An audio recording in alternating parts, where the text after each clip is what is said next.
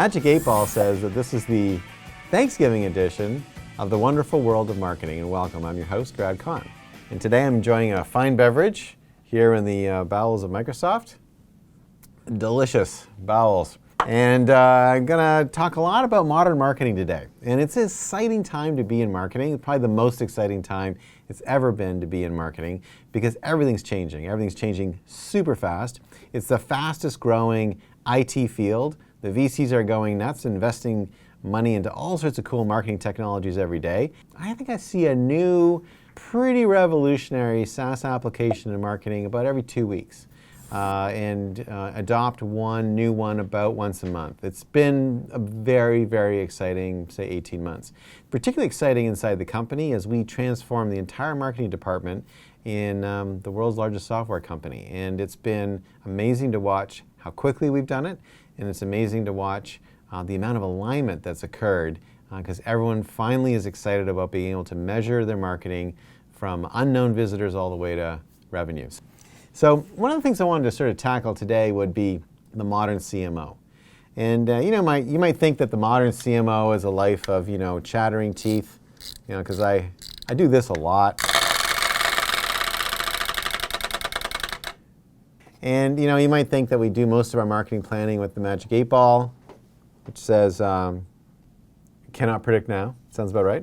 And you might think that a lot of modern marketing is really just about using a bullhorn to say things really loudly and maybe get people kind of scared every once in a while. But that's not really what marketing's about. Yeah, it is. No, it's not. It's not really about that. But there was a lot of people for a long time that thought Bullhorn was the way to be a marketer. At the risk of really irritating Randy, I'm gonna put this down in a second, but I'm just gonna stay on the Bullhorn for a second because really there have always been sort of two philosophies in marketing. There's been the philosophy of speaking through a bullhorn, basically sending out a message. I want people to hear me. I'm going to give them lots of repetitions. I'm going to make sure there's lots of frequency against my reach. And there's always been another school of marketing, which has been that marketing's a conversation. Marketing's a way of talking to somebody in a way that engages them, just as you would at a party or with your spouse or with your children. And that marketing can be something that people can get engaged in because if they're going to buy something, it is something that is emotionally engaging. I'm spending money. I'm either potentially risking my career in, say, if I'm buying enterprise IT, I'm buying something that is going to satisfy a need or benefit of mine. I'm going to look more attractive. I'm going to be more successful. I'm going to achieve my dreams. I'm going to do something really interesting. These are powerful, powerful ideas, and having a conversation about it's not a bad idea. But for a long time as marketers, we've really focused on bullhorning everything at people, and they've had to sort through it themselves.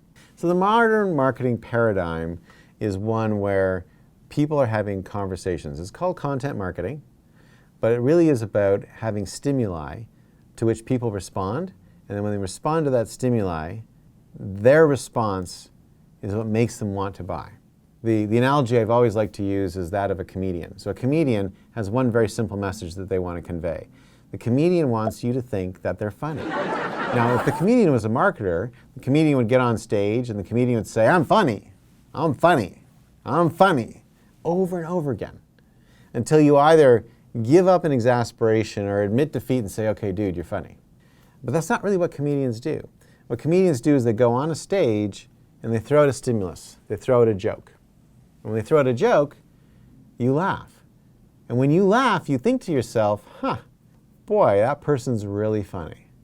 Which is the thing the comedian wants you to think, but if they had said it to you directly, you would have actually disagreed with them.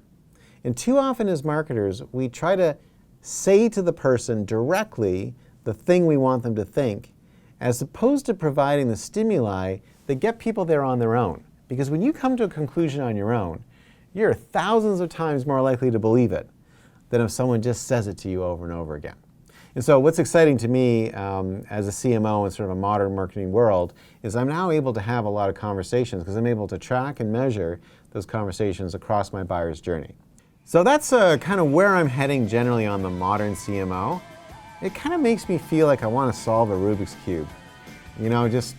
Just like this is something that I've always wanted to try to do, never really had the time to do it. This seems like an appropriate time to try it. So We're going to take a little break. I'm going to work on this. And then when we come back, I'll be talking about part 2 of the Modern CMO. Rubik's Cube, I don't think it's that hard. I mean, it's like the world record's 9 seconds. I mean, it can't be that hard.